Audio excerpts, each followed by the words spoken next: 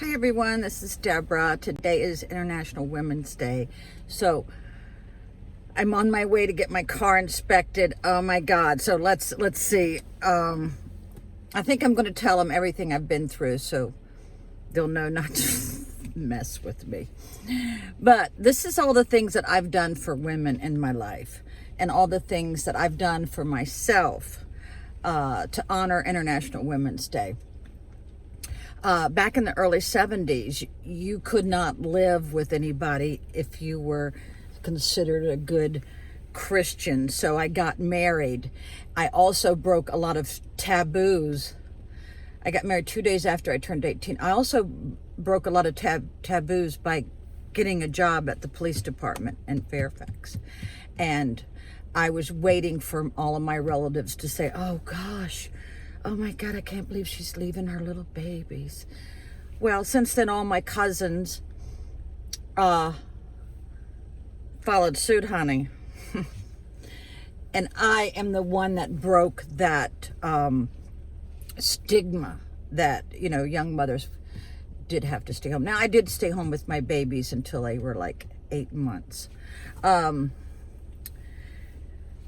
then I realized at the sheriff's department and the police department that I could do the same thing these deputies did, and I went and applied and at my first time I applied, and they wouldn't hire me. And I know what it was. It's because I was a woman. So I sued their ass and won.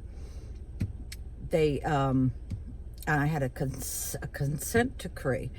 And for all y'all who said I'm full of shit and I'm making this up, I will put the link on this video. 6 years of my life, I fought for women because I was more experienced than the guys they were hiring. No joke. So I'll put the link on now. If you're looking, it's very lengthy. Very lengthy, and I think that's what I did for the women's movement, definitely. All the guys at the police department hated my guts. When I finally did get employed, I outshot them at the firing range. I was the top graduate in academics. I was the top graduate in the police department. So also, I don't know if you all are old enough to remember, but there was a time when women could not get credit cards. They could not buy a house. Thank God that has changed. Now, feminism had a lot to do with that. But I also think it destroyed a lot of the good things about being a woman, having the guys open the door for you and carry packages for you and stuff like that. Men should still do that. Now, because I've lived out of a suitcase for way too long, I got in the habit of carrying my own stuff.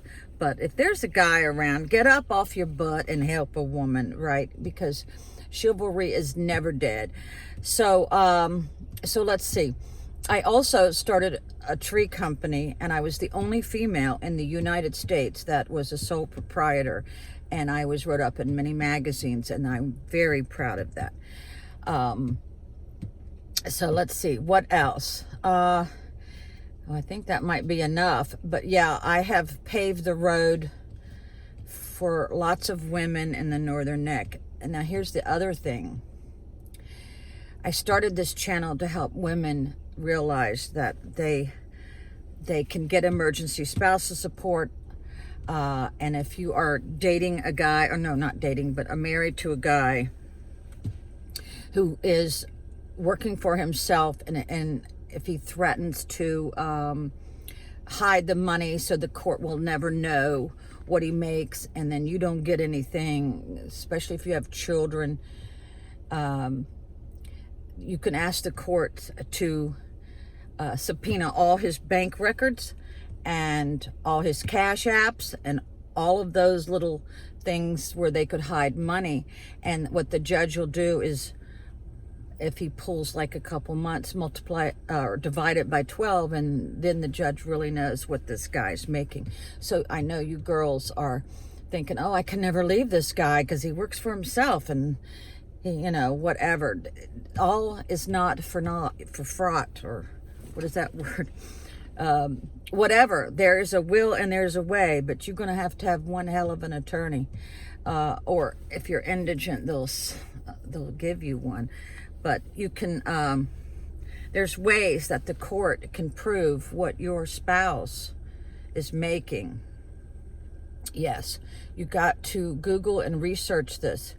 Also, I didn't know this until many years after my divorce, that I could have did a motion to the court to have my spouse pay my attorney fees.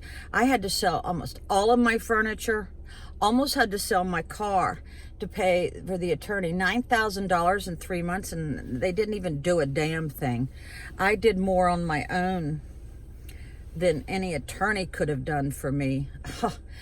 Sometimes if you can just get your spouse to have a meeting with you and just let them know, you know, what you want, it's a whole lot cheaper than going for those freaking attorneys. Let me tell you what, you can lose everything you have.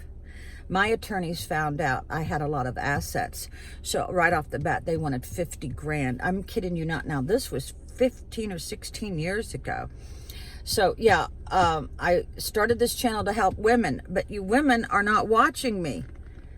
You know, it's most of my subscribers are men over 60. Where are all you women at? That's the thing here. We are not supporting each other. Women can be very jealous. Well, get over that, honey, because we all need to support each other. Yes. And so I know I've done my part in helping women. How about what have you done? Especially you men, you can help women. You can help women on a daily basis, because nobody's making her beds. Nobody's washing her clothes. You know, you guys have to realize that all these women who do these things for you, how about you do them for her? You know, I remember being so exhausted when I was a young mother. I couldn't even take my children trick-or-treating. Yeah, because my ex had one job. I had three. Yeah, think about that for a minute. So the number one thing advice I would give to women today, and that is, you better the hell make your own money and start contributing to your Social Security, because when you are ready to retire, if you have not worked enough jobs or enough hours to get the points that you need, you will have nothing. I mean, absolutely nothing. And if you're working on a cash basis, you better file your income taxes correctly and pay into that Medicare and Social Security, or you're going to be so screwed. I know a lot of women who are not doing that. And you've got to educate yourself, because Social Security will send you what they think that you're going to be making when you're ready to draw it. You need to look at that very carefully. So the thing of it is, and I think Judge Judy's is a very big advocate of this. If you're relying on your spouse to support you or his money, you are making a serious mistake. You've got to be in control of your own destiny, because your spouse could die, or you could get a divorce. Now, I know what y'all are thinking, oh, I would never get a divorce. Oh, no, I love him. Let me tell you what. You have no idea what the future brings. I did not know I would become disabled. I did not know I was going to become disabled in 2009. And so you don't know what tomorrow's going to bring. And so you better hell make your own money and not depend on anybody else. Yeah. A lot of you all out there are getting extra money from your parents. Don't do that. Your parents need that for when they get elderly. You make your own way. There's so many ways on the internet today to make money and to work at home.